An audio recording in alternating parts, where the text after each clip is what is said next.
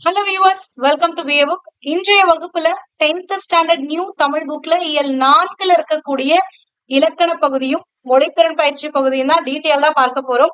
இந்த பகுதி ரொம்பவே இம்பார்ட்டன்டான ஒரு பகுதி. ஏன்னா நம்மளுடைய டிஎன்பிஎஸ்சி எக்ஸாம்ல கட்டாயம் 1 அல்லது 2 கொஸ்டினாவது இந்த பிழையற்ற தொடரை தேர்ந்தெடுக்க அப்படின்னு சொல்லி கேட்பாங்க. சோ ஒரு தொடர்ல என்னென்ன பிழையெல்லாம் வரும் அப்படிங்கறத டீட்டெயில்டா இந்த லெசன்ல தான் கொடுத்திருக்காங்க. சோ அதனால இந்த லெசனை நீங்க தெளிவா படிச்சுக்கணும். சோ ஒரு தொடர்ல என்னென்ன பிழையெல்லாம் வரும் அப்படின்னு தெரிஞ்சுக்கிறதுக்கு முன்னாடி தமிழ் இலக்கண பகுதியில திணைனா என்ன, பால்னா என்ன, இடம்னா என்ன அப்படிங்கறத தெரிஞ்சுப்போம். ஏன்னா இது தெரிஞ்சாதான் உங்களுக்கு அந்த தொடர்ல வரக்கூடிய பிழை என்னங்கிறத ஐடென்டிஃபை பண்ண முடியும். ஓகேங்களா? சோ தமிழ் இலக்கணத்துல திணைய இரு திணையா பிரிக்கிறாங்க. ஒண்ணு உயர்திணை, இன்னொன்னு அக்ரிணை. ஓகேங்களா? சோ உயர்திணை, அக்ரிணை இது எப்படி பிரிப்பாங்க அப்படின்னு பாத்தீங்கன்னா, இந்த உலகத்துல இருக்கக்கூடிய உயிருள்ள பொருட்கள், உயிரற்ற பொருட்கள் எல்லாத்தையுமே இந்த 2 திணைக்குள்ள கொண்டு வந்துடுறாங்க. அதாவது இந்த உலகத்திலேயே அதிக அறிவு படைத்திருக்கக்கூடியவர்கள்னு கருதக்கூடிய 6 அறிவு கொண்ட மனிதர்களை உயர்திணை அப்படின்னும், மற்ற உயிரினங்களையும் உயிரற்ற பொருட்களையும் அக்ரிணை அப்படின்னும் பிரிச்சிருக்காங்க. ஓகேங்களா? புரியுதா? அப்ப உயர்திணை அப்படின்னா யார் மட்டும்தான் வருவாங்க? மனிதர்கள் மட்டும்தான் வருவாங்க. ஏன்னா மனிதர்களுக்கு மட்டும்தான் என்னது அறிவு அதிகம். ஓகேங்களா? மற்ற அறிவு மனிதர்களை விட அறிவு குறைவாக இருக்கக்கூடிய உயிரினங்களையும் உயிரற்ற பொருட்களையும் அக்ரிணைக்கு கீழே கொண்டு வராங்க. அடுத்தது பால். இந்த பால் அப்படிங்கிறது இந்த திணையுடைய ஒரு உட்பிரிவுன்னு சொல்லலாம். ஏன்னா உயர்திணைய உயர்திணையில 3 வகையான பால் இருக்கு. ஓகேங்களா? ஒண்ணு பெண் பால், இன்னொன்னு ஆண் பால், இன்னொன்னு பலர்பால். அப்ப உயர்திணைய 3ஆக பிரிக்கிறாங்க பால் அடிப்படையில. பெண் பால், ஆண் பால், பலர்பால் அப்படின்னு சொல்லிட்டு. அதுவே அக்ரிணைய பால் அடிப்படையில 2ஆ பிரிக்கிறாங்க.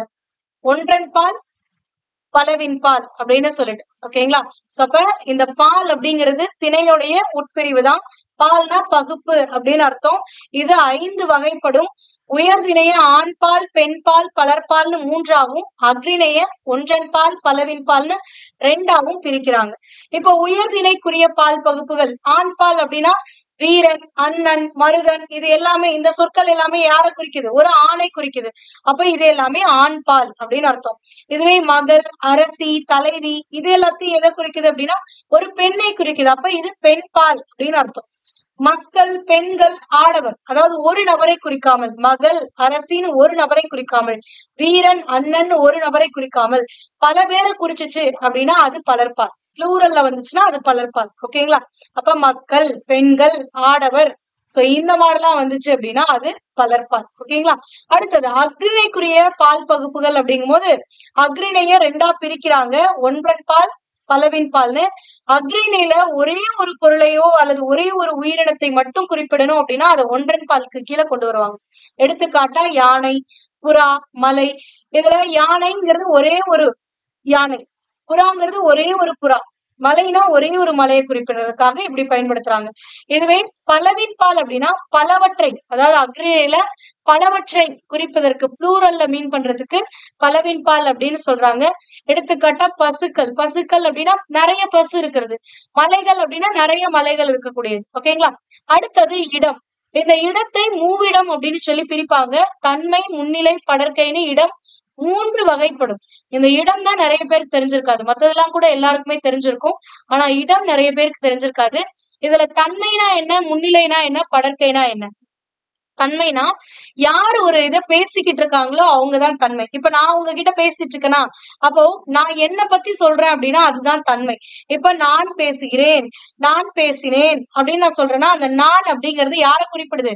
என்னை குறிப்பிடுகிறது. அப்ப பேசக்கூடிய நபரை குறிப்பிடுகிறதா? சோ அதனாலதான் அந்த நான் அப்படிங்கிறது தன்மை அப்படின்னு அர்த்தம். ஓகேங்களா? தன்மை இடத்துல வருது. இதுவே முன்னிலை அப்படின்னா நீங்கள் செய்தீர்களா, நீங்கள் செய்வீர்களா எப்படி கேக்குறேன்னா, அப்ப நீ செய்தாயா அப்படின்னு கேக்குறேன். அப்போ நான் தான் பேசிட்டு இருக்கேன். ஆனா யார கேக்குறேன்? எனக்கு முன்னாடி இருக்கவன சுட்டி காட்டி கேக்குறேன். அப்ப நீ, நீங்கள் அப்படின்னு முன்னாடி இருக்கவர்களிடம் நான் இது பண்ற பாருங்க. அப்போ பேசுபவரை குறிக்காமல் அந்த பேச்சை கேட்டுக்கொண்டிருக்கிறார்கள் பாருங்க, அவங்களதான் இந்த இடத்துல முன்னிலை அப்படின்னு சொல்லுவாங்க. ஓகேங்களா? இதுவே பேசுபவரையும் குறிக்காம அந்த பேச்சை கேட்பவரான முன்னிலையையும் குறிக்காம வேற ஒருத்தரை குறிக்குது அப்படின்னா அது வந்து படர்க்கை அப்படின்னு சொல்லுவாங்க. எடுத்துக்காட்டா அவன் போகிறான் பார் அப்படிங்கிற. இப்ப நான் தான் பேசிட்டு இருக்கேன். ஆனா அந்த அவன்கிறது என்ன குறிக்கல, தன்மையை குறிக்கல. முன்னாடி இருக்க உங்களை குறிக்குது, ஆனா உங்களையும் குறிக்கல. உங்களை குறிக்கணும்னா நீ நீங்கள்னு நான் சொல்லியிருப்பேன். ஆனா அவன்னு சொல்றேன்னா பேசுற என்னையும் குறிக்கல, பேச்ச கேட்டுட்டு இருக்க அந்த முன்னிலையும் குறிக்கல, வேற எவனையோ ஒருத்தரை குறிக்குதுன்னு அர்த்தம். அப்ப அது படர்க்கை. ஓகேங்களா? அப்ப தன்னை பற்றி பேசுபவனை பற்றி குறிக்குது அப்படின்னா அது தன்மையில வரும். அதுவே பேசுபவனுக்கு எதிரில் உள்ள அந்த கேட்பவனை குறிக்குது அப்படின்னா அது முன்னிலையில வரும். அதுவே ரெண்டு பேரையும் குறிக்காம வேற ஒருத்தனை குறிக்குது அப்படின்னா அது படர்க்கையில வரும். ஓகேங்களா? அப்ப இடம் 3 வகைப்படுமா? இந்த இடத்தை பொறுத்து தன்மை பெயர்கள், பெயர் அண்ட் வினை சொற்கள் ஏதாவது வேணாலும் இருக்கலாம். அப்ப பெயர் சொற்கள்னா என்னென்னலாம் வரும், வினை சொற்கள்லாம் எப்படி வரும் அப்படிங்கறத கொடுத்திருக்காங்க. இப்ப தன்மை பெயர்கள் அப்படின்னா நான், யான், நாம், யாம். இப்ப நான் அப்படின்னா என்னத்தான் குறிக்குது, யான்னாலும் என்னைத்தான் குறிக்குது. நாம் அப்படின்னா என்னையும் என்னை சார்ந்தவர்களையும் குறிக்குது. மொத்தத்துல பேசுற என்ன குறிக்குது. அப்ப அது தன்மைதான். ஓகேங்களா? யாம் அப்படின்னாலும் என்னையும் என்னை சேர்ந்தவர்களையும் என்னையும் இன்க்ளூட் பண்றேன். ஓகேங்களா? இப்ப நாம் செல்வோம் அப்படின்ற, அப்ப நாம் செல்வோம்னா அங்க நானும் தான் போறேன், என்னைய சார்ந்து இருக்கிறவர்களும் போறாங்க. அப்ப என்னையும் அந்த இடத்துல குறிக்கிறதுனால அது தன்மையில வரும். ஓகேங்களா?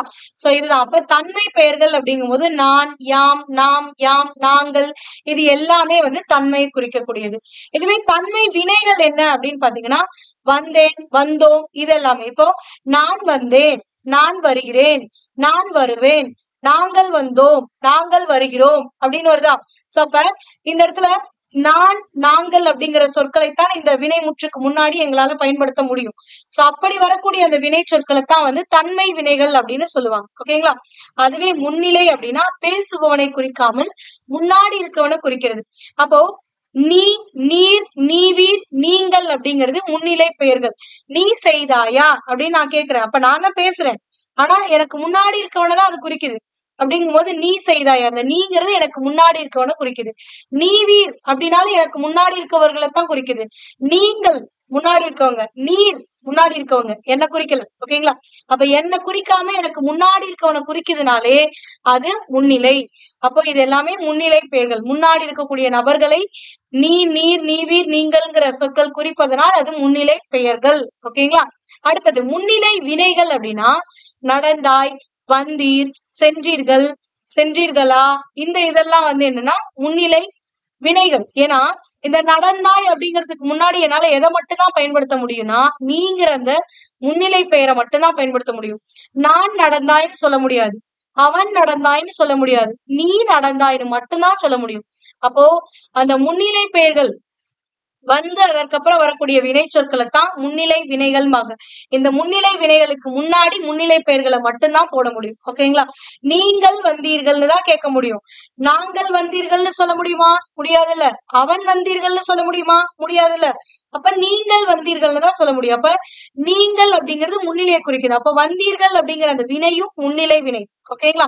அடுத்தது படர்க்கை. படர்க்கை அப்படிங்கும் போது என்னையும் குறிக்காது, எனக்கு முன்னாடி இருக்கவனையும் குறிக்காம வேற ஒருத்தனை குறிச்சது அப்படின்னா அதுதான் படர்க்கை. அப்ப படர்க்கை பெயர்கள் அப்படிங்கும் போது அவன், அவள், அவர், அது, அவை, இது எல்லாமே படர்க்கையை குறிப்பிடக்கூடியது. ஓகேங்களா? சோ அப்ப படர்க்கை வினைகள் அப்படின்னா வந்தான், சென்றால், படித்தனர், பேசினார்கள், பறந்தது, பறந்தன, இது எல்லாமே படர்க்கை. இந்த படர்க்கையில தான் வந்து இந்த அக்ரிணை எல்லாமே வரும். ஓகேங்களா? சோ அப்ப அவை, அது, இது எல்லாமே எங்க வரும்னா படர்க்கையில தான் வரும். அப்ப அவன் சென்றான், அவன் வந்தான் அப்படிங்கும் போது இந்த வந்தான் அப்படிங்கறத எப்ப பயன்படுத்துவோம்? நீ வந்தான்னு சொல்ல முடியாது, நான் வந்தான்னு சொல்ல முடியாது, அவன் வந்தான்னு மட்டும்தான் உங்களால சொல்ல முடியும்.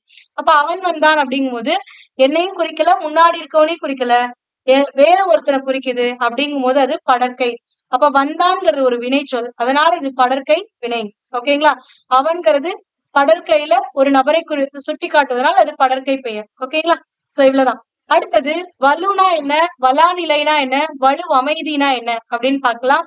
வலு அப்படின்னா என்னன்னா ஒரு இலக்கண முறைப்படி இல்லாததைத்தான் வலு அப்படின்னு சொல்லுவாங்க. அப்ப இலக்கண முறையின்றி பேசுவதும் எழுதுவதும் தான் என்னது வலு. அதுவே வலாநிலை அப்படின்னா இலக்கண முறைப்படி பிழை இல்லாமல் பேசுவதும் பிழை இல்லாமல் எழுதுவதும் தான் வலாநிலை. வலுனா பிழையோடு பேசுவது, பிழையோடு எழுதுவது. அதுவே பிழை இல்லாமல் பேசுவது, பிழை இல்லாமல் எழுதுவது வலாநிலை. ஆனா வலு அமைதி அப்படின்னா என்னன்னா பிழையே இருந்தாலும் கூட, அதாவது இலக்கண முறைப்படி பிழைதான், இருந்தாலும் கூட ஏற்றுக்கொள்ளப்பட்டது அப்படிங்கறது எல்லாமே வலு அமைதின்னு சொல்லுவாங்க. இப்போ வலா நிலைனா எல்லாருக்குமே தெரியும், பிழை இல்லாமல் எழுதுவது, பிழை இல்லாமல் பேசுவது. ஆனா வலுனா பிழையோடு பேசுவது, எழுதுவதுதான் வலு. சோ இந்த வலு என்னென்னலாம் வலுவா வரும் அப்படின்னா 7 இது வலுவா வரும். ஒண்ணு, இரு திணையும் ஐம்பாலும் மூவிடமும் காலமும் வினாவும் விடையும் பல வகை மரபுகளும் ஆகிய 7 தொடர்களில் இலக்கண பிழைகளுடன் வந்தால் அவை வலு எனப்படும். அதாவது ஒரு சில தொடர்கள்ல திணை வலு ஏற்படலாம், ஒரு சில தொடர்கள்ல பால் வலு ஏற்படலாம், ஒரு சில தொடர்கள்ல இடவலு ஏற்படலாம், காலவலு ஏற்படலாம், வினாவலு ஏற்படலாம், விடைவலு ஏற்படலாம், அல்லது மரபு வழுக்கள் கூட ஏற்படலாம். அப்ப தொடர்கள்ல இந்த மாதிரி ஒரு 7 வகையான வழுக்கள் ஆனது ஏற்படும். அதாவது இலக்கண முறையின்றி இந்த மாதிரியான 7 பிழைகளானது அமையும். அப்படி வர்றதுதான் வலுன்னு சொல்றாங்க. சோ அவ்வாறு இலக்கண பிழைகள் இல்லாம இருந்துச்சுன்னா அது என்னன்னு சொல்லுவாங்க, வலா நிலைன்னு சொல்லுவாங்க. முதல்ல திணை வலு அப்படின்னா என்ன, திணை வலா நிலைமை என்ன அப்படிங்கறத பார்க்கலாம். இப்போ செலியன் வந்தது அப்படிங்கிறோம். செலியன் அப்படிங்கிறது ஒரு மனிதனை குறிக்குது.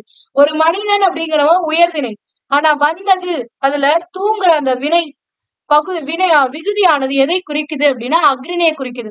அக்ரிணைக்குரிய விகுதி தான் இந்த தூங்குறது. தூ நா ஆல வருது, ஆல முடியறது, தூள முடியறது, இது எல்லாமே வந்து அக்ரிணைக்குரிய வினை விகுதி. ஓகேங்களா? சோ அப்படிங்கும் பொழுது வந்ததுன்னு வரக்கூடாது, வந்தான் அப்படின்னு வரணும். அப்ப மனிதனை குறிப்பிடணும், உயர்திணையை குறிப்பிடணும். ஆனா இங்க அக்ரிணையை குறிக்கக்கூடிய விகுதி வர்றதுனால இது வலு. அப்ப இந்த இடத்துல திணை வலுவாக வந்துள்ளது. அப்ப இது எப்படி கரெக்டா எழுதணும், செலியன் வந்தான் அப்படின்னு சொல்லணும். அப்ப வந்தான்னா இது மனிதனை குறிப்பிடுது, அப்ப உயர்திணையை குறிப்பிடுது. ஓகேங்களா? அடுத்தது கண்ணகி உண்டான். உண்டான் இந்த ஆண் அப்படிங்கிற அந்த விகுதியானது எதை குறிப்பிடும் அப்படின்னா ஆண் பாலை குறிப்பிடும். ஆனா கண்ணகிங்கிறது என்னது, ஒரு பெண் பால். அப்ப பெண் பாலுக்கு ஆண் பால் விகுதி போடக்கூடாது. அப்ப இங்க பால் விகுதி, அதாவது விகுதி வந்து தப்பா இருக்கு. அதாவது பாலை குறிக்கக்கூடிய அந்த பெண் பாலை குறிக்கக்கூடிய விகுதிக்கு பதிலா ஆண் பாலை குறிக்கக்கூடிய விகுதி வந்திருக்கு. அப்ப பால் வலு ஏற்பட்டு இருக்கிறது. அப்ப இது எப்படி சரியா எழுதலாம், கண்ணகி உண்டாள் அப்படின்னு வரும். ஓகேங்களா? அடுத்தது நீ வந்தேன் அப்படின்னு சொல்லக்கூடாது. ஏன்னா நீ வந்தேன் அப்படின்னா நீ வந்தாயின்னு தான் வரணும். வந்தேன்னு வருது, வந்தேன். இந்த ஏன் அப்படிங்கிற விகுதி எப்போ வரும் அப்படின்னா தன்மை இடத்திற்குத்தான் வரும், முன்னிலை இடத்துக்கு வராது. முன்னிலை இடத்திற்கு ஆய் அப்படிங்கிறதும் ஈர் அப்படிங்கிறதும் தான் வரும். ஆய் ஈர் ஆகியவைத்தான் இறுதி விகுதிகளாக வரும். இங்க பாருங்களேன், முன்னிலையில என்ன வருது, நடந்தாய் ஆய், வந்தீர் ஈர், சென்றீர் ஈர். இப்ப ஈர் ஆய் ஆகியவைத்தான் முன்னிலைக்குரிய வினை விகுதிகள். ஓகேங்களா? அப்ப தன்மைக்குரிய வினை விகுதிகள் எதுனா வந்தேன், ஏன், ஓம், இதெல்லாமே வந்து தன்மைக்குரிய வினை விகுதிகள். ஆனா இந்த இடத்துல வந்தேன் அப்படின்னு வந்திருக்கு. அப்ப ஏன் அப்படிங்கிறது தன்மைக்குரியது. ஆனா இங்க நீங்கிறது என்னது, முன்னிலை. அப்ப முன்னிலைக்குரிய வினை விகுதி வரணும். அப்ப நீ வந்தாய் அப்படிங்கறதா சரியானது. அப்ப இடவலுவானது ஏற்பட்டிருக்கிறது.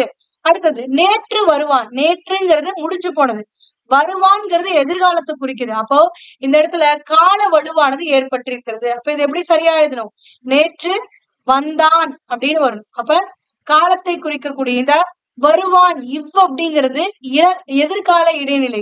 ஆனா இந்த வினை சொல்ல வினை முற்றுல இறந்த கால இடைநிலை. நேற்றுங்கிறது இறந்த காலம். அப்ப இறந்த காலத்தை குறிக்கக்கூடிய இடைநிலையானது இடம்பெறணும். அப்ப இத்தானது இடம்பெறணும். வந்தான் இத்து வரும், இத்து கூட்டலான். இப்ப வந்தான். இங்க வருவான் அப்படிங்கும் போது இந்த வாங்கிறது இவ்வு கூட்டலா வரும்.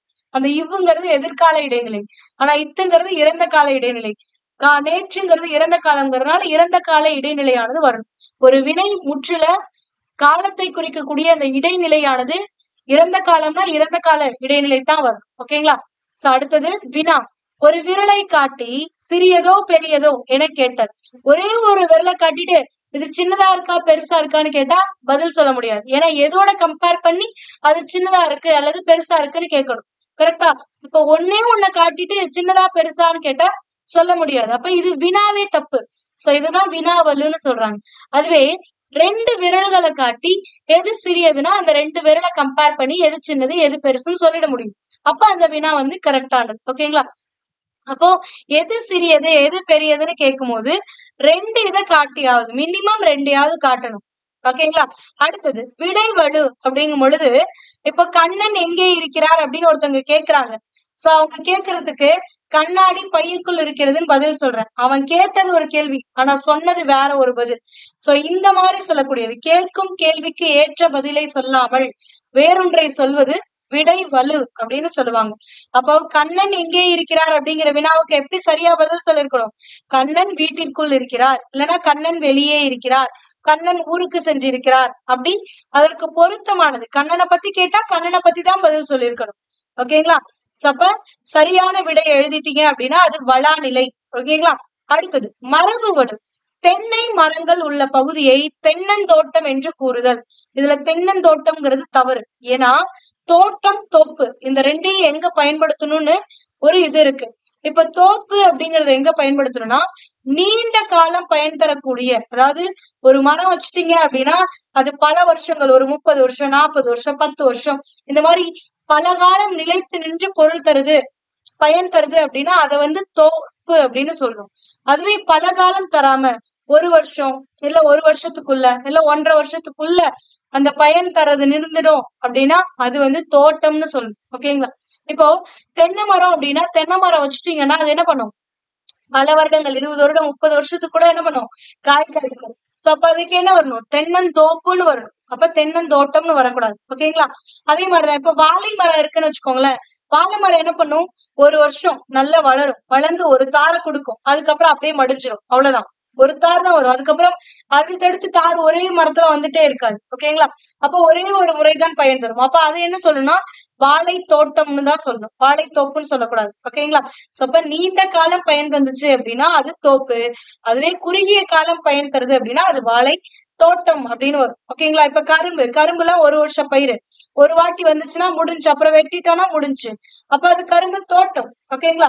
இப்ப மாமரம் இருக்கு, அப்போ அது வந்து மாந்தோப்பு. ஏன்னா மாமரம் வச்சுட்டீங்கன்னா பல வருஷத்துக்கு மாங்காய் தரும், கொய்யா மரம் வச்சுட்டீங்கன்னா பல வருஷத்துக்கு தரும், சவுக்கு வச்சுட்டீங்கன்னா பல வருஷத்துக்கு தரும். அப்ப சவுக்கு தோப்பு, கொய்யா தோப்பு, மாந்தோப்பு, தென்னந்தோப்புன்னு சொல்லணும். ஓகேங்களா?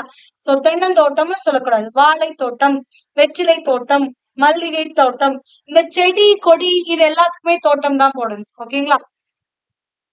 அடுத்தது தென்னை மரங்கள் உள்ள பகுதி எப்படி சொல்லணும்? தென்னந்தோப்புன்னு சொல்லணும். அப்ப சரியா சொல்றதுனால இது வளாநிலை. ஓகேங்களா? அப்ப வலுனா என்னன்னு தெரியணும், வளாநிலைனா என்னன்னு தெரியும் இப்ப உங்களுக்கு.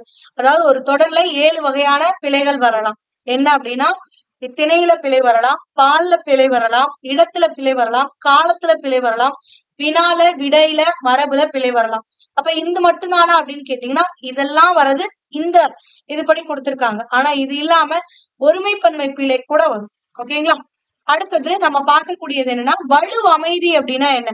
இப்போ இது ஏன் வந்து நான் இந்த இடத்துல 7 பிழை மட்டும்தான் இருக்கு அப்படின்னு நான் மென்ஷன் பண்ணல அப்படின்னா தொடர்கள்லயும் இந்த டவுட் உங்களுக்கு வரும். ஒரு சில நேரம் இந்த தொகை வந்து தொகை தொடர்களை வந்து 6 வகைப்படும்னு சொல்லுவாங்க. அதுவே தொகாநிலை தொடர் வந்து 9 வகைப்படும்னு சொல்லுவாங்க. ஆனா உண்மை தொடர் அந்த இடத்துல மென்ஷன் பண்ணிக்கவே மாட்டாங்க. சோ அது எல்லாமே வந்துட்டு இந்த தொடரை பொறுத்த வரைக்கும் பல வகையான தொடர் இருக்கு. செய்தி தொடர் அது எந்த கேட்டகரிக்கு கீழே பிரிக்கிறாங்கிறத பொறுத்துதான் அது மாறுபடும். ஓகேங்களா? ஏன்னா செய்தி தொடர், வினா தொடர், விளைவு தொடர், கட்டளை தொடர் இந்த மாதிரியும் கொண்டு வருவாங்க. இல்லைன்னா வந்துட்டு உங்களுக்கு செய்வினை தொடர், பிறவினை தொடர், தன்வினை தொடர் இதுலயும் கொண்டு வருவாங்க. ஆனா ஒரே ஒரு வாக்கியம் வந்து 2 இதுல கூட பதிலாக வர முடியும். அப்துல் நேற்று வந்தான் ஒரு தன்வினை தொடர், ஆனா இது ஒரு செய்தி தொடர்னு நீங்க எடுத்துக்கலாம். ஓகேங்களா? ஏன்னா ஒரு செய்தியை சொல்லுது, அப்துல் நேத்து வந்தாங்கிறது ஒரு செய்தி, அவ்வளவுதான். சோ அந்த மாதிரியும் வரதுக்கான வாய்ப்புகள் இருக்கு. அப்போ உங்களுடைய ஆப்ஷனை பொறுத்துதான் நீங்க இது பிக்ஸ் பண்ண முடியும். ஓகேங்களா? அடுத்தது வலுவமைதி அப்படிங்கும் பொழுது இலக்கண முறைப்படி பிழையானதுதான். ஆனா இலக்கண ஆசிரியர்களால ஏதாவது ஒரு காரணத்திற்காக வந்து அந்த பிழை இல்லைன்னு ஏற்றுக்கொள்ளப்படுறதுதான் வந்து என்னன்னா வலுவமை. எடுத்துக்காட்டா இப்ப வீட்டுல எல்லாம் வந்துட்டு இந்த நாய் மாடு இது எல்லாத்தையும் வந்துட்டு ஆஹ் ஒரு பெண் பாலை குறிப்பிடுற மாதிரி, அந்த மாடு ஆணா இருந்துச்சுன்னா ஆணை குறிப்பிடுற மாதிரியும், இல்ல ஒரு பெண் பசுவா இருக்கு அப்படின்னா ஒரு பெண்ணை குறிப்பிடுறது மாதிரி ஒரு அக்ரிணைய உயர்திணையா வச்சு கூப்பிடுவாங்க. இப்ப ஒரு மாடு வரும் பொழுது என் அம்மை வந்தாள் அப்படிமோ, என் அம்மை வந்தாள் இந்த ஆள் அப்படிங்கிற இந்த வினை விகுதியானது, வினைமுற்று விகுதியானது எதற்கு வரும்னா பெண் பாலுக்கு வரும். பெண் பால்ங்கிறது உயர்திணை. ஆனா அம்மை அப்படிங்கிற அந்த மாடுங்கிறது எது? அக்ரிணையில வரக்கூடியது. அப்போ இந்த அக்ரிணை பொருளை உயர்திணையாக இந்த இடத்துல குறிப்பிட்டிருக்காங்க, என் அம்மை வந்தாள்னு. சோ இது வந்து திணை வலு. ஆனா இந்த இடத்துல இத ஆசிரியர்கள் ஏற்றுக்கொள்கிறார்கள். ஏன் அப்படின்னா ஓப்பின் காரணமாக, ஒரு மகிழ்ச்சியின் காரணமாகத்தான் நம்ம அப்படி சொல்லுவோம்.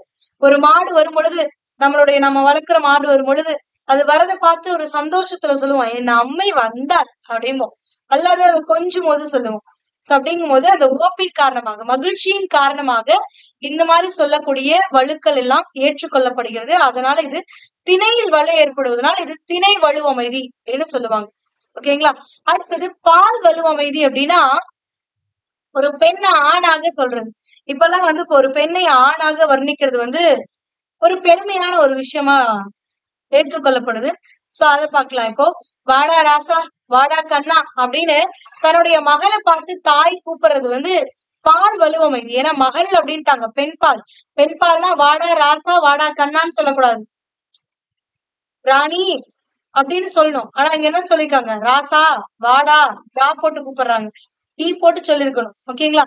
சோ அந்த மாதிரி இருக்கக்கூடியது. இப்ப வந்து இந்த இடத்துல பால், ஒரு பெண் பாலை ஆண் பாலாக நினைத்து கூப்பிடுகிறார்கள். இந்த மாதிரி வரக்கூடியதுதான் பால் வலுவமைதி. இதையும் ஏத்துக்கிறாங்க. ஏன்னா ஒரு பெண்ணை வந்து ஒரு ஆணாக ஒரு வர்ணித்து ஒரு தாய் கூப்பிடுறா அப்படின்னா ஒரு மகிழ்ச்சியின் காரணமாகத்தான், ஒரு ஓப்பின் பொருட்டாகத்தான் அப்படி கூப்பிடுவா. சோ அப்படிங்கும் பொழுது பெண் பாலை ஆண் பாலாக கொல்லப்படுகிறது. ஓப்பின் காரணமாக இந்த இடத்துல பெண் பால் ஆண் பாலாக கொல்லப்படுகிறது. இதை வந்து பால் வலுவமைதி அப்படின்னு சொல்லுவாங்க. அடுத்தது இட வலுவமைதி. இட வலுவமைதி அப்படின்னா என்னன்னா, எடுத்துக்காட்டு இங்க கொடுத்திருக்காங்க பாருங்க.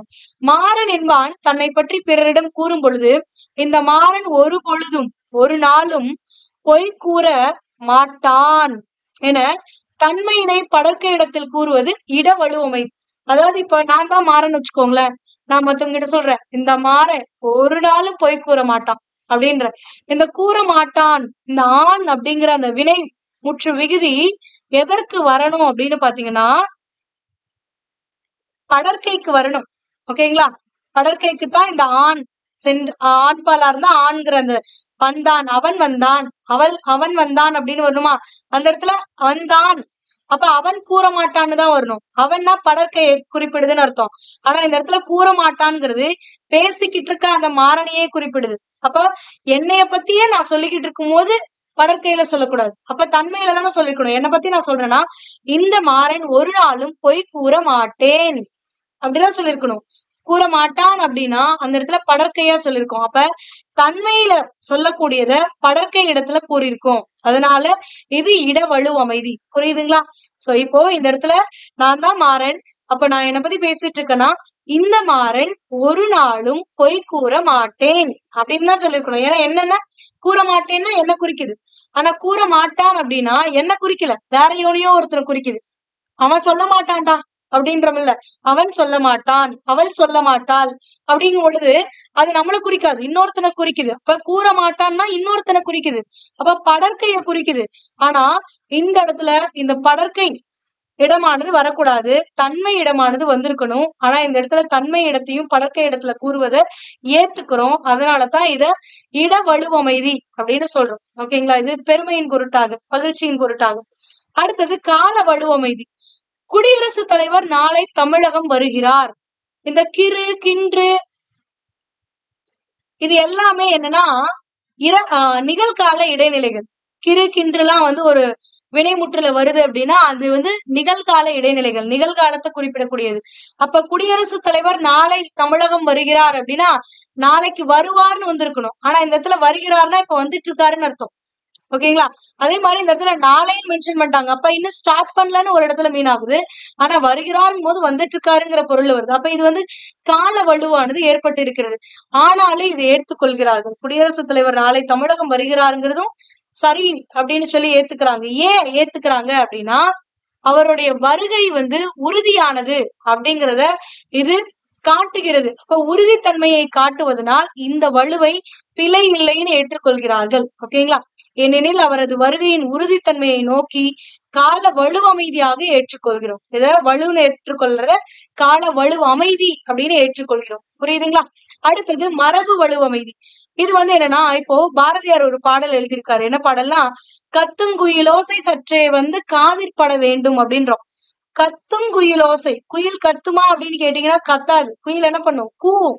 அப்போ மரபு பிழை இந்த இடத்துல ஏற்பட்டிருக்கிறது. இப்ப குயில் என்னதான் பண்ணும், கூங்கிறதுதான் மரபு. ஆனா குயில் கத்துன்னு இந்த இடத்துல குறிப்பிட்டிருக்காங்க. இது ஒரு பாடல்ல ஒரு கவிதையில இடம்பெற்றிருக்கிறதுனால இந்த மரபு பிழையை ஏற்றுக்கிறோம். நம்ம படிக்கும் பொழுதும் கத்துங்குயிலோசை சற்றே காதிற்பட வேண்டும்னு அவர் என்ன பிழையோட எழுதினாரோ அதை அப்படியே நம்ம ஏத்துக்கிட்டோம். நம்ம படிக்கும்போது கூங்குயிலோசை சற்றே காதிற்பட வேண்டும்லாம் நம்ம படிக்கல, மாத்தி படிக்கல, தப்பா எழுதிட்டாருன்னு. அவர் எப்படி எழுதினாரோ அப்படியேதான் நம்ம படிக்கிறோம், அப்படியேதான் நம்ம வச்சுக்கிறோம். சோ அப்படிங்கும் போது இந்த இடத்துல அந்த மரபு பிழையை நாம் பிழையாக கருதவில்லை, ஒரு ஓப்பின் காரணமாக இதை நம்ம அப்படியே ஏத்துக்கிறோம். சோ அதனால இது மரபு வலுவமைதி அப்படின்னு சொல்லுவாங்க. ஓகேங்களா? சோ அவ்வளவுதான். அப்ப வலுவமைதி அப்படிங்கிறது திணை வலு ஏற்பட்டு இருந்தால் அது திணை வலுவமைதி, பால் வலு ஏற்பட்டு அதை ஏற்றுக்கொண்டால் அது பால் வலுவமைதி, இடத்தில் வலு ஏற்பட்டு அதனை நம்ம ஏற்றுக்கொள்கிறோம் அப்படின்னா அது இட வலுவமைதி, காலத்தில் வலு ஏற்பட்டு ஏற்றுக்கொண்டால் அது கால வலுவமைதி, மரபில் வலு ஏற்பட்டு அதை ஏற்றுக்கொண்டால் மரபு வலுவமைதி. புரியுதுங்களா? சோ இப்ப கற்பவை கற்றபின் கீழ்காணும் தொடர்களில் வலுவமைதிகளின் வகைகளை இனம் கண்டு எழுதுகின்றாங்க. அமைச்சர் நாளை விழாவிற்கு வருகிறார். கிரு அப்படிங்கிறது நிகழ்காலத்தை குறிக்கக்கூடியது. ஆனா நாளை வருகிறார்னா நாளைக்கு தான் வராரு. இப்ப அந்த செய்தி எதிர்காலத்தை சொல்லக்கூடியது. சோ அப்ப எதிர்கால இடைநிலை வராமல் இந்த இடத்துல என்ன வந்திருக்கு? நிகழ்கால இடைநிலையானது வந்திருக்கிறது. இருந்தாலும் இதனை பிழையாக கருதி கொள்ளாமல் அவரின் வருகை உறுதித்தன்மையின் பொருட்டு இதனை நாம் அப்படியே ஏற்றுக்கொள்கிறோம். அப்ப காலம் எதிர்காலம் குறிப்பிடாமல் நிகழ்கால இடைநிலை இடம்பெற்றிருப்பதால் கால வலுவமைதியானது இந்த இடத்துல ஏற்பட்டிருக்கு. அடுத்தது, இந்த கண்ணன் ஒன்றை செய்தான் என்றால் அதை அனைவரும் ஏற்பர் அப்படின்னு அவனையே சொல்லிக்கிட்டு இருக்கான். அப்ப இந்த கண்ணன் ஒன்றை செய்வேன் என்றால் அதை அனைவரும் ஏற்பேன்னு வரணும். ஆனா செய்தான் அப்படிங்கிறது அவன் செய்தான் அப்படின்னு தான் பொருள் வருமே தவிர பேசிக்கிட்டு இருக்கு. இப்ப நான் செய்தான்னு என்ன வராது, நான் செய்தேன்னு தான் வரும், நான் செய்தான்னு வராது, அவன் செய்தான்னு வரும். அப்ப அவன்கிறது படற்கை. அப்ப படற்கையில வரக்கூடிய வினைமுற்று விகுதியானது இந்த இடத்துல இடம்பெற்றிருக்கு. ஆனா இந்த செயல் யாரை குறிப்பிடுகிறதுனா கண்ணனை குறிப்பிடுகிறது, பேசும் நபரையே குறிப்பிடுகிறது. அப்ப தன்மை இடத்துல வந்திருக்கணும், ஆனா படற்கை இடத்துல வந்ததுனால இந்த இட வலுவை நாம் ஏற்றுக்கொள்கிறோம், இருந்தாலும் அந்த பெருமையின் பொருட்டாக ஏற்றுக்கொள்கிறோம். அதனால இது இட வலுவமைதி. ஓகேங்களா? அடுத்தது, சிறு வயதில் இந்த மரத்தில் தான் ஊஞ்சல் கட்டி விளையாடுவோம் அப்படின்றோம். விளையாடுவோம் அப்படின்னா என்ன? எதிர்காலத்தை குறிப்பிடக்கூடியது. ஆனா சிறு வயதிலேயே இந்த மரத்துலதான் ஊஞ்சல் கட்டி விளையாடிட்டு இருந்தோம் அப்படின்னு பொருள்ல இந்த தொடரானது வந்திருக்கு. அப்ப விளையாடினோம்னு வராம விளையாடுவோம் அப்படின்னு வருதா? சோ இந்த இடத்துல இதை நம்ம ஏத்துக்கிறோம். ஏன்னா இந்த இடத்துல அந்த எதிர்காலம் எத்தை குறிக்கக்கூடிய வினைமுற்று விகுதியானது ஓம்ங்கிறது இந்த இடத்துல விளையாடுவோம் இவ்வு வந்திருக்கு. இவ்வுங்கிறது இவ்வு கூட்டல் ஓம் தானே வரும். ஓம் அப்படிங்கறது எப்படி பிரிப்போம்? இவ்வு கூட்டல் ஓம். இவ்வுங்கிறது என்னன்னா எதிர்கால இடைநிலை. சோ இந்த இடத்துல இறந்த கால இடைநிலை வந்திருக்கணும். ஏன்னா நம்ம பாஸ்ட பத்தி பேசுறோம். ஆனா இறந்த கால இடைநிலை வராம எதிர்கால இடைநிலை வந்திருந்தும் இந்த தொடரே நம் பிழை இல்லை அப்படின்னு தான் ஏத்துக்கிறோம். சோ அதனால கால வலுவானது ஏற்பட்டு இருக்கிறதுனால இது கால வலுவமைதி. ஓகேங்களா?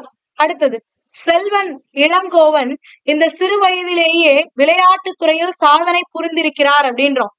புரிந்திருக்கிறார் ஆர் அப்படிங்கிற விகுதி எதற்கு வரணும் அப்படின்னா பலர்பாலுக்கு தான் வரணும். ஆனா இளவேலன்கிறவன் யாரு?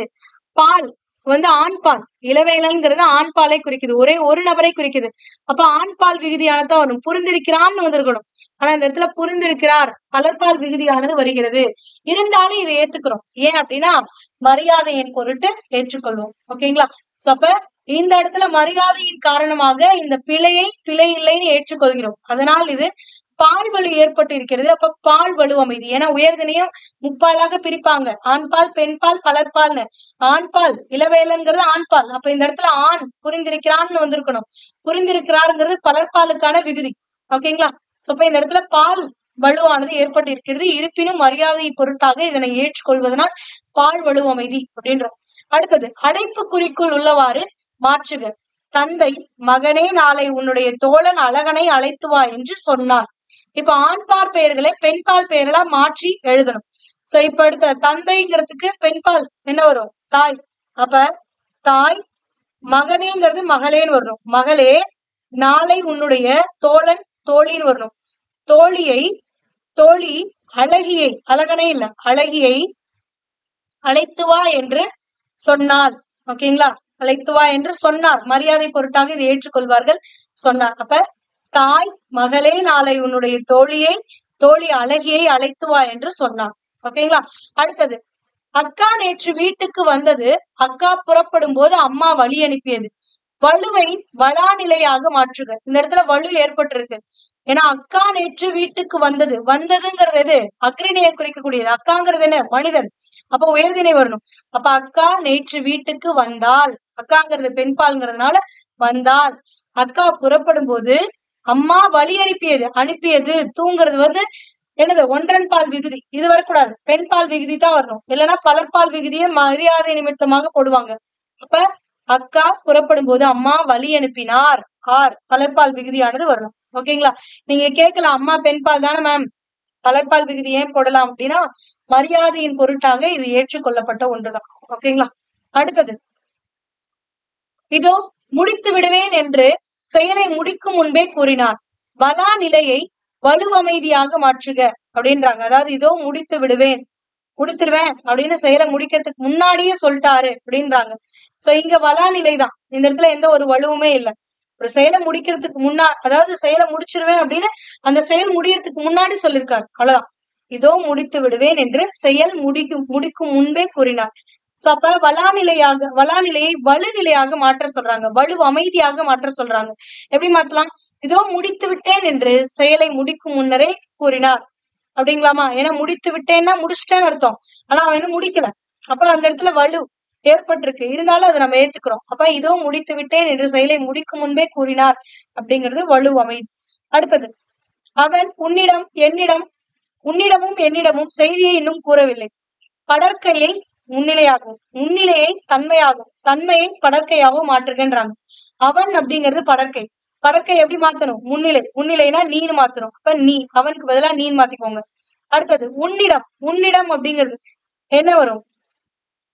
உன்னிடம்ங்கிறது முன்னிலை, முன்னாடி இருக்கவங்கன்னு அர்த்தம். நீ, உங்கள், இது எல்லாமே முன்னாடி இருக்கவங்க. நீ, நீங்கள், உங்கள், இது எல்லாமே முன்னாடி இருக்கவங்களை குறிக்கக்கூடியது. அப்ப முன்னிலை என்ன பண்ணணும்? தன்மையா மாத்தணும். தன்மைனா உன்னிடம்ங்கிறத என்னிடம், இப்ப என்னிடம்னு மாத்திக்கணும். அடுத்தது, என்னிடம் அப்படிங்கிறது தன்மை என்ன பண்ணிடணும்? படற்கையா மாத்தணும். அப்ப என்னிடம்ங்கிறது அவனிடம்னு மாறிடும். நீ என்னிடமும் அவனிடமும் செய்தியையும் கூறவில்லை அப்படின்னு சொல்லி மாத்தி எழுது. ஓகேங்களா? அடுத்து நம்ம பார்க்கக்கூடியது என்ன அப்படின்னு பாத்தீங்கன்னா,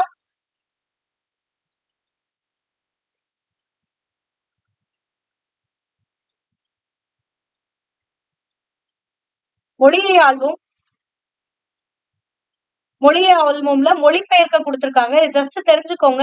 எதுக்காக அப்படின்னா, இங்க இருக்கக்கூடிய ஒரு சில சொற்கள்லாம் வந்து உங்களுக்கு கேட்கலாம்.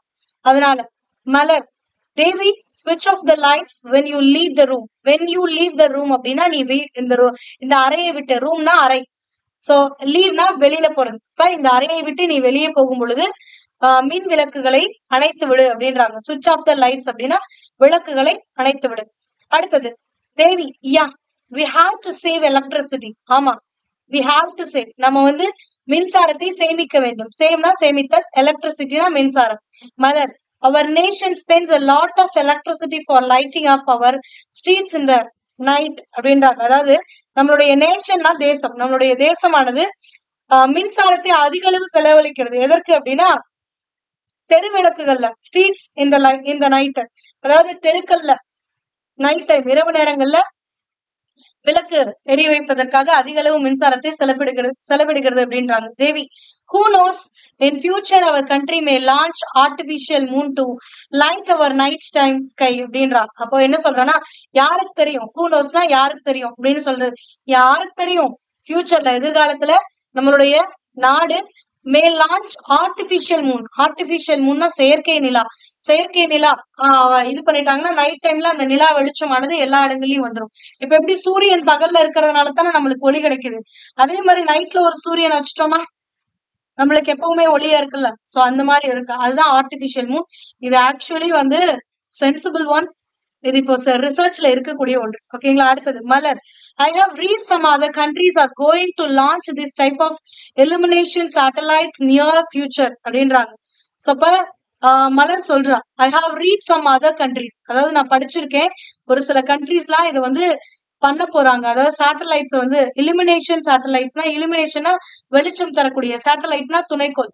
இந்த வெளிச்சம் தரக்கூடிய துணைக்கோள்களை நான் அவ்வளவுதான். நியர் ஃபியூச்சர்னா இப்போ வருங்காலத்துல அப்படின்னு அர்த்தம். ரொம்ப நாள்ல இல்ல, ஒரு வருஷம் 2 வருஷம் அந்த மாதிரி வருங்காலத்துல அண்மையில வந்து என்ன பண்ண போறாங்க அப்படின்னா லான்ச் பண்ண போறாங்க அப்படின்றாங்க. Devi super news. If we launch artificial moon, they can assist in disaster relief by beaming light on areas that lost power அப்படிங்கிறாங்க. சோ இந்த மாதிரி ஏதாவது ஒண்ணு லான்ச் பண்ணிட்டோம், ஆர்டிபிஷியல் மூன் செயற்கை நிலாக்களை வந்து நம்ம செயல்படுத்திட்டோம் அப்படின்னா, ஒருவேளை ஒரு டிசாஸ்டர் நைட் டைம்ல நடக்குது அப்படிங்கும் பொழுது அந்த இடத்துல மின்சாரம் எலக்ட்ரிசிட்டி கட் ஆகும். அந்த இடத்துல வந்து அந்த ஆர்டிபிஷியல் மூணுனால வரக்கூடிய வெளிச்சத்தினால அந்த பேரழிவுல இருந்து காப்பாற்றப்படலாம் அப்படின்றாங்க. ஓகேங்களா? அடுத்தது வல்லின ஒற்றை இட்டும் நீக்கியும் எழுதுக. காகத்திற்கு காது உண்டா, அதற்கு காது கேட்குமா அப்படிங்கும் பொழுது இந்த இடத்துல காகத்திற்கு இக்கு போடணும். ஓகேங்களா? ஏன்னா இந்த இடத்துல 4ஆம் வேற்றுமை உருவானது என்ன ஆயிருக்கு, வெளிப்படையா வந்திருக்கு. அப்ப அந்த மாதிரி 4ஆம் வேற்றுமை உருவு வெளிப்படையாக வரும் பொழுது இந்த வல்லினமானது மிகும். அப்ப காகத்திற்கு காது உண்டா அப்படின்னு தான் கேட்கணும். ஓகேங்களா? அதற்கு காது கேட்குமோ, இப்போ அதற்கு இதற்கு எதற்கு அப்படிங்கிற சொற்களுக்கு பின்னாடி கண்டிப்பா வல்லினம் மிகும். அப்ப அதற்கு காது கேட்குமா அப்படின்னு தான் வரணும். அப்ப இந்த இடத்துல இக்கு வரணும். அடுத்து இங்க வரணுமா, காது கேட்குமா, ஏன்னா இந்த இடத்துல காங்கர், அதாவது ஒரு சொல்லுக்கு அப்புறம் வரக்கூடிய சொல் இக்கு, இத்து, இப்பு இந்த வரிசையில வந்தாதான் அந்த இடத்துல வந்து ஒற்றானது வரும். ஓகேங்களா? இச்சு. ஓகேங்களா? காவரிசையிலயோ தாவரிசையிலயோ பாவரிசையிலயோ இச்சு வரிசையிலயோ அதுக்கு அடுத்த சொல் வருது அப்படின்னா அதுக்கு முன்னாடி இருக்க சொல்லுக்கு முன்னாடி வல்லினம் போடணுமா போடக்கூடாதுங்கிறதா கொஸ்டின். சோ இப்ப காகத்திற்கு காது உண்டா அப்படிங்கும் போது காகத்திற்கு காது, காதுங்கிறதுல காங்கிறது என்னது, இக்கு வரிசையில தானே வருது. அப்ப இதுக்கு முன்னாடி இருக்கக்கூடிய சொல்லுக்கு இந்த இடத்துல இக்கு போடணுமா போடக்கூடாதா அப்படின்னா இந்த முதல்ல இருக்கக்கூடிய சொல் 4ஆம் வேற்றுமை உருவு வெளிப்படையாக வருவதனால் இந்த இடத்துல இக்கு போடணும். ஓகேங்களா? அடுத்தது அதுவே இங்க பார்க்கும் பொழுது இங்கே அதேதான், காது அடுத்த சொல் வந்து காது, காதுங்கும் போது இக்கு வரிசை. அப்ப இதுக்கு முன்னாடி இருக்கக்கூடிய சொல்லுக்கு முன்னாடி இக்கு போடணுமா அப்படின்னு கேட்டீங்கன்னா அதற்கு எதற்கு, அதற்கு இதற்கு எதற்கு அப்படிங்கிற சொல்லுக்கு அடுத்து வந்து இக்கு போடணும். அதுக்கு அடுத்து ஒரு வல்லினம் சொல்ல ஆரம்பிக்குது, வல்லினத்துல ஒரு சொல்ல ஆரம்பிக்குதுன்னா அப்ப அந்த ரெண்டுக்கு நடுவுல வல்லினம் போடணும். ஆனா இங்க பாருங்களேன், கேக்குமா அப்படிங்கிறது கா வரிசை தான், காங்க வரிசையில தானே கே வரும், இக்கு கூட்டல் ஏ தானே கே. அப்போ இந்த இடத்துல வல்லினத்துல வரக்கூடிய ஒரு சொல் தான் வருது, ஆனாலும் இந்த இடத்துல காதுக்கு இக்கு வரக்கூடாது, இந்த இடத்துல இக்கு வரக்கூடாது. ஏன் வரக்கூடாது அப்படின்னா காதுங்கிறது வந்து ஒரு நெடில் தொடர் குற்றி எழுதுறோம். ஏன்னா குசுடு துப்புருல ஒரு சொல் முடியுது, பூ, சு, டு, து, பூ, ரு, இதுல ஒரு சொல் முடியுதுன்னா அதை குற்றியலுகுரம்னு சொல்லுவாங்க. அந்த குற்றியலுகுற எழுத்துக்கு முன்னாடி ஒரே ஒரு நெடில் எழுத்து இருக்கு அப்படின்னா அதை நெடில் தொடர் குற்றியலுகுரம்னு சொல்லுவாங்க. அந்த மாதிரி நெடில் தொடர் குற்றியலுகுரத்துல வல்லினம் மிகாது. ஓகேங்களா? சோ இந்த இடத்துல தூக்கு முன்னாடி என்ன இருக்கு, கா அப்படிங்கிற நெடில் எழுத்து இருக்கா. சோ இப்ப நெடில் எழுத்து மட்டும் இருந்து இந்த குசுறுதுபுற எழுத்துக்கள் ஏதாவது ஒண்ணு வந்துச்சுன்னா அது நெடில் தொடர் குற்றியலுகுரம். இப்ப நெடில் தொடர் குற்றியலுகுரத்துல என்ன ஆகாது அப்படின்னா ஒற்று மிகாது. ஓகேங்களா? அடுத்தது எல்லா பறவைகளுக்கும், இந்த இடத்துல இப்போ வரணும், ஆகார விகுதி பெற்று வருது, அதனால எல்லா பறவைகளுக்கும் காது உண்டு. செவித்துளைகள், செவித்துளைகள் இந்த இடத்துல இத்து வருமான்னு கேட்டீங்கன்னா இத்து வரும். ஏன் வரும் அப்படின்னா செவி துளைகள் அப்படிங்கும் போது செவியில் உள்ள துளை அப்படின்னு அர்த்தம். செவியில் இல் அப்படிங்கிற அந்த வேற்றுமை உருவும் உள்ள அப்படிங்கிற ஒரு சொல்லுருவும் மறைந்து வருது. ஓகேங்களா? இல்ங்கிறது என்னது, 5ஆம் வேற்றுமை உருவு. 5ஆம் வேற்றுமை உருவும் அதனுடைய பயனும் இன்னொரு சொல் உருவு சேர்ந்து மறைந்து வருவதனால இது 5ஆம் வேற்றுமை உருவும் பயனும் உடன் தொக்க தொகை அப்படின்னு சொல்லுவாங்க. சோ உருவும் பயனும் உடன் தொக்க தொகையில கண்டிப்பா வல்லினம் மிகும். ஓகேங்களா? 2, 3, 4, 5 அடுத்தது 7 இதுக்கு மட்டும்தான் வந்து உங்களுக்கு உருவும் பயனும் உடன் தொக்க தொகை வரும். சோ இந்த இதுக்கு எல்லாத்துக்குமே வந்துட்டு வல்லினம் வரும். இந்த இடத்துல செவியில் உள்ள துளை, இப்ப செவியில் இல் அப்படிங்கிறது 5ஆம் வேற்றுமை உருவு, அதோடு அந்த உள்ள அப்படிங்கிற அந்த சொல்லுருவும் மறைந்து வருவதனால உடன் தொக்க தொகைன்னு சொல்றோம். சோ அப்ப இந்த இடத்துலயும் வந்துட்டு வல்லினம் மிகும். இறகுகளால் மூடி இருக்கும். மற்றபடி பாலூட்டிகளில், பாலூட்டிகள் பாங்கிறது இப்போ வரிசையில தான் ஆரம்பிக்குது. அப்ப இதுக்கு முன்னாடி இருக்கக்கூடிய சொல் இந்த இடத்துல இப்போ போடணுமா அப்படிங்கும் போது நிறைய பேர் போட்டுருவீங்க, போடக்கூடாது. ஏன்னா படிங்கிறது ஈல தானே மேம் முடியுது, அப்ப போடணும் இல்ல அப்படின்னு கேட்பீங்க, போடக்கூடாது. ஏன் அப்படின்னா அப்படி இப்படி எப்படி இந்த 3 படிக்கு அப்புறம் மட்டும்தான் வல்லினம் போடணும், வேற எந்த படி வந்தாலும் போடக்கூடாது. மற்றபடி, சொன்னபடி, வரும்படி இந்த மாதிரி எந்த படி வந்தாலும் போடக்கூடாது. ஓகேங்களா? அப்படி இப்படி எப்படி தவிர வேற எந்த படிக்கு பகுதியிலையும் வல்லினமானது போடக்கூடாது. அதுக்கப்புறம் வரக்கூடிய சொல் வல்லினத்திலேயே ஆரம்பிச்சா கூட நீங்க வல்லின ஒற்றானது போடக்கூடாது. ஓகேங்களா? அடுத்தது உள்ளது போல், இந்த இடத்துல உள்ளது போல் அப்படிங்கும் பொழுது இந்த இடத்துல போலுக்கும் உள்ளதுக்கும் நடுவுல இப்பு வருமான்னு கேட்டீங்கன்னா வரக்கூடாது. ஏன்னா இங்க என்ன இருக்கு, உள்ளதுன்னு இருக்கா, தூல முடியுதா, தூல முடியுது. தூக்கு முன்னாடி ஒரு வல்லின எழுத்து இருந்தா மட்டும்தான், வல்லின மெய்யெழுத்து இருந்தா மட்டும்தான் ஒற்று வரும், வேற எது இருந்தாலும் வராது. ஆனா இந்த இடத்துல லாங்கிறது வந்து என்னன்னா இல்லு கூட்டல் லான்னு வரும். அப்ப இல்லு கூட்டல் லாங்கும் போது தூக்கு முன்னாடி என்ன இருக்கு, ஒரு உயிரெழுத்து இருக்கு. உயிர்த்தொடர் குற்றி எழுகுறதுல உள்ளதுங்கிறது ஒரு உயிர்த்தொடர் குற்றி எழுகுறது, அதுக்கு பக்கத்துல கண்டிப்பா வல்லினம் மிகாது. ஓகேங்களா. அடுத்தது புறச்செவி மடல் இருக்காது அப்படின்றோம். இந்த புறச்செவி மடலை எப்படி பிரிக்கலாம்னா புறம் கூட்டல் செவி கூட்டல் மடல்னு பிரிக்கலாம். அப்ப புறம் கூட்டல் செவி கூட்டல் மடல் அப்படிங்கும் பொழுது இந்த மகரம் இது புணரும் பொழுது, இது வல்லினமாக வருவதனால் புணரும் பொழுது இந்த மகர ஈரானது கெட்டு என்ன ஆகும்னா இந்த இடத்துல வல்லினமானது மிகும். புறச்செவி இதற்கு இனமான வல்லினமானது மிகும். ஏன்னா மகர ஈறு கெடுதல்ல. சோ அதற்கப்புறம் புணரும் பொழுது இச்சானது வரும். ஓகேங்களா. இல்லைன்னா புறத்தில் உள்ள, புறத்தே இருக்கக்கூடிய செவிமடல் அப்படிங்கும், புறத்தில் உள்ள செவிமடல் அப்படிங்கும் பொழுது உருவம் பயனும் உடன் தொக்க தொகையிலையும் வரும். ஓகேங்களா. அடுத்தது காகத்திற்கு காது உண்டு. இந்த இடத்துல எக்கு நான்காம் வேற்றுமை உறுப்பு வெளிப்படையா வர்றதுனால எக்கு போடணும். காகத்திற்கு காது உண்டு. காது கேட்கும், இந்த இடத்துல இக்கு வரக்கூடாது. அப்ப இதை அடிச்சு விட்டுறணும். ஏன்னா நான் ஆல்ரெடி சொல்லியிருக்கேன், காதுங்கிறது என்னது, நெடில் தொடர். நெடில் தொடர் குற்றி எழுகுறதுக்கு அப்புறம் வல்லினம் வராது. அடுத்தது பறவைகளுக்கு பார்த்தல், பறவைகளுக்கு கு வெளிப்படையா வந்திருக்கு.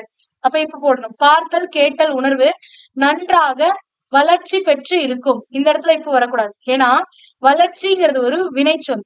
அதற்கப்புறம் பெற்று அப்படிங்கிறது வந்து ஒரு வினை எச்சம். ஏன்னா அதுக்கப்புறம் என்ன இருக்கு, இருக்கும். இருக்குங்கிறது ஒரு வினைச்சொல், வினைமுற்று. இருங்கிறது வினைச்சொல், இருக்குங்கிறது வினைமுற்று. அப்ப இந்த வினைமுற்றுக்கு முன்னாடி ஒரு வினைச்சொல்லுக்கு முன்னாடி இருக்கக்கூடிய எச்சம் வந்து என்னன்னா வினை எச்சம். ஓகேங்களா. அப்ப இது வளர்ச்சிங்கிறது வினைச்சொல், வினைச்சொல்க்கு அப்புறம் ஒரு வினையச்சம் வரும்பொழுது இந்த இடத்துல வல்லினம் மிகாது. ஓகேங்களா. இதுவே ஒரு வினை எச்சத்துல வந்து இப்ப பெற்றுன்னு இருக்குல்ல, சோ இதுக்கப்புறம் வருமானு கேட்டீங்கன்னா வந்திருக்கும், அப்ப வரும். ஓகேங்களா. பெற்றுக்கு அப்புறம் ஒருவேளை வல்லினத்துல ஆரம்பிக்கக்கூடிய ஒரு சொல் வருதுன்னா அந்த இடத்துல பெற்று கொண்டான்னு வருதுன்னு வச்சுக்கோங்களேன், அந்த இடத்துல இக்கு போடணும். ஏன்னா பெற்று கொண்டான், இக்கு. கொண்டான் அப்படிங்கிறது வந்து ஒரு வினைச்சொல். அப்படிங்கும் பொழுது இது ஒரு வினையச்சம். வினை எச்சத்துல ஊ வரும்போது வெரி கேர்ஃபுல்லா இருக்கணும். ஏன் அப்படின்னா இந்த இடத்துல பெற்று ரூங்கிறது என்னது, இந்த இடத்துல வினை எச்சத்துல ஆயி இறுதியா வந்துச்சுன்னா டக்குன்னு கணமுடி போட்டுருங்க, தப்பு இல்ல. ஆனா ஊல வருது, ஒரு வினையச்சம் ஊ விகுதி பெற்று வருதுன்னா கேர்ஃபுல்லா இருக்கணும். எல்லா இடத்துலயும் ஒற்று வராது. ஆனா இந்த இடத்துல ஏன் வரும் அப்படின்னா இந்த ரூக்கு முன்னாடி என்ன இருக்குன்னா இட்டு இருக்கு. அதாவது இக்கு இச்சு இட்டு இத்து இப்பு இற்று வல்லின மெய்யெழுத்து வருது. அப்ப வல்லின மெய்யெழுத்து இந்த இடத்துல வர்றதுனால இதை வன்தொடர் குற்றி எழுகுறம்னு சொல்லுவாங்க. வன்தொடர் குற்றி எழுகுறதுல வல்லினம் இருக்கு. ஓகேங்களா. சோ இந்த இடத்துல பெற்று இருக்கும் அப்படிங்கும் போது இருக்குங்கிறது வந்து வல்லினத்துல ஸ்டார்ட் ஆகல, அதனால இந்த இடத்துல போட மாட்டீங்க. இந்த இடத்துல வரக்கூடாது. அதற்கான ரீசன் இது வினைச்சொல், இதுக்கப்புறம் ஒரு வினையச்சம் வருது. அப்போ ஒரு வினைச்சொல் முற்று பெற்று இருக்கும் போது உங்களுக்கு வல்லினம் இதா வராது. ஓகேங்களா. ஏன்னா இது ஒரு எச்சம் தான்.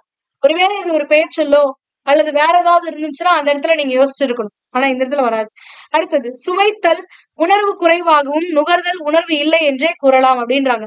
இந்த உணர்வுக்கு குறைவாகவும் ஊங்கிறது இக்கு வரிசையில தானே ஆரம்பிக்குது. அப்ப இங்க இக்கு போடணுமானா போடக்கூடாது.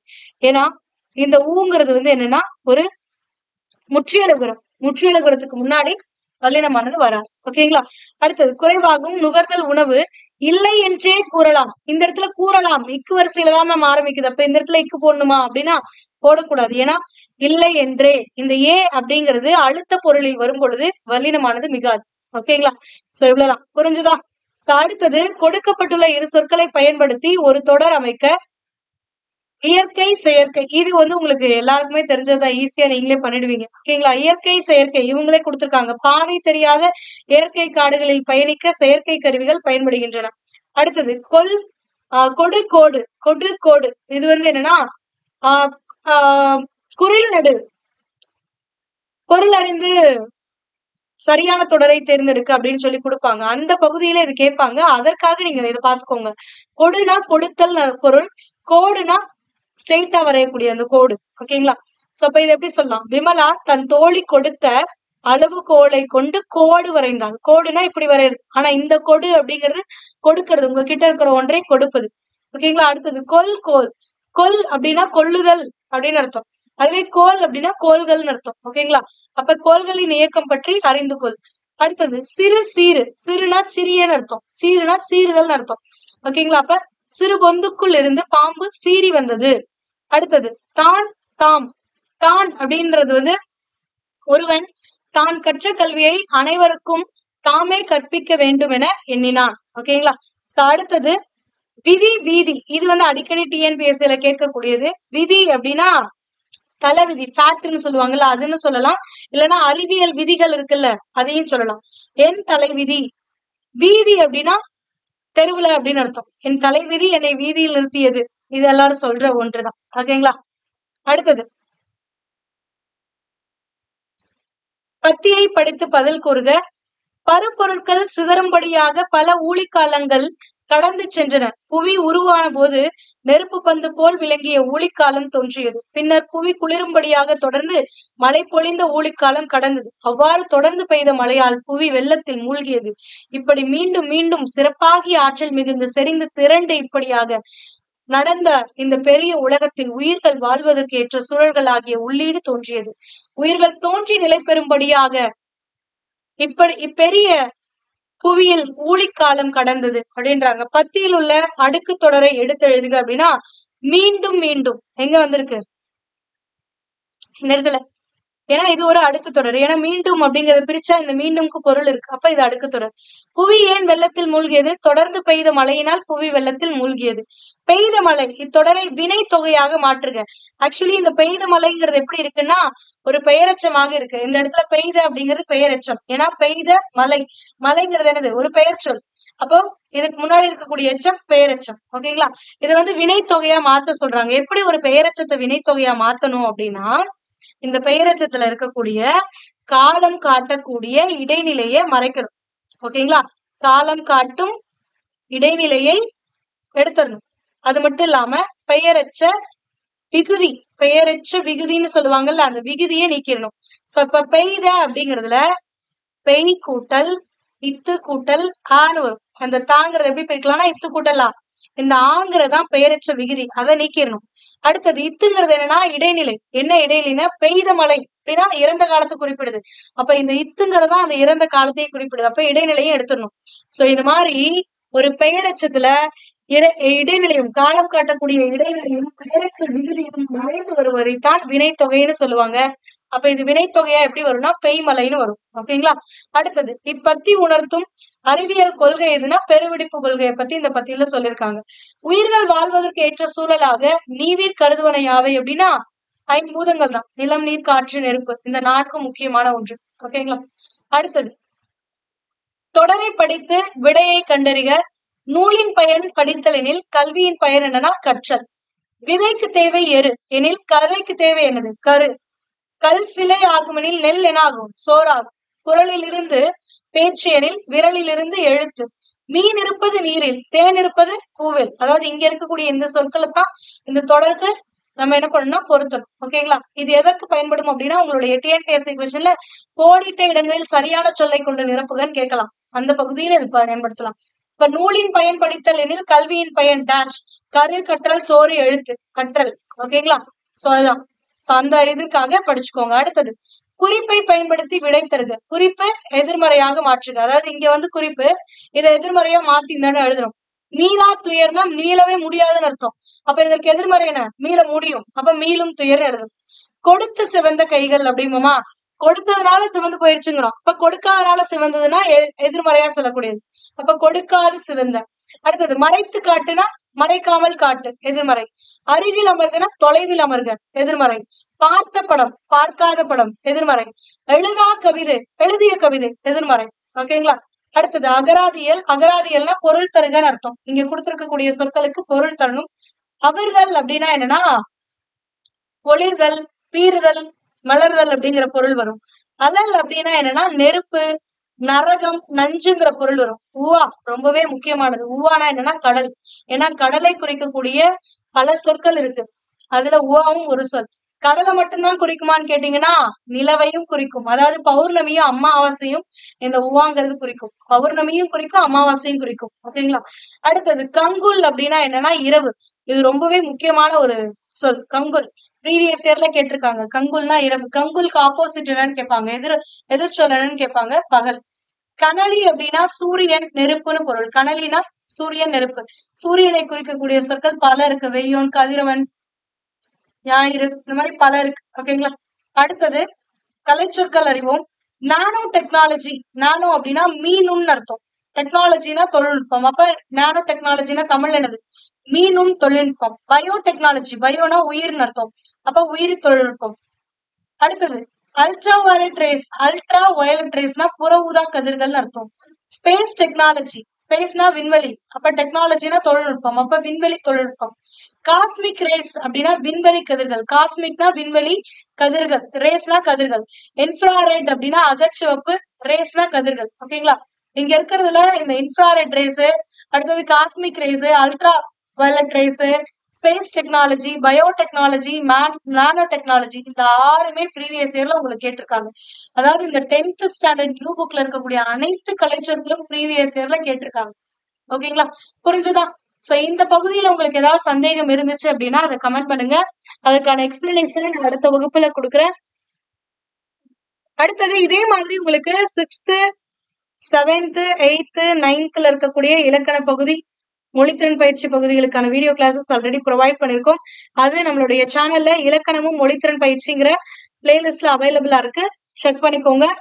இந்த வீடியோஸ் உங்களுக்கு யூஸ்ஃபுல்லா இருக்கு அப்படின்னு தோணுச்சுன்னா நீங்க உங்களுடைய நண்பர்களுக்கும் பகிருங்க.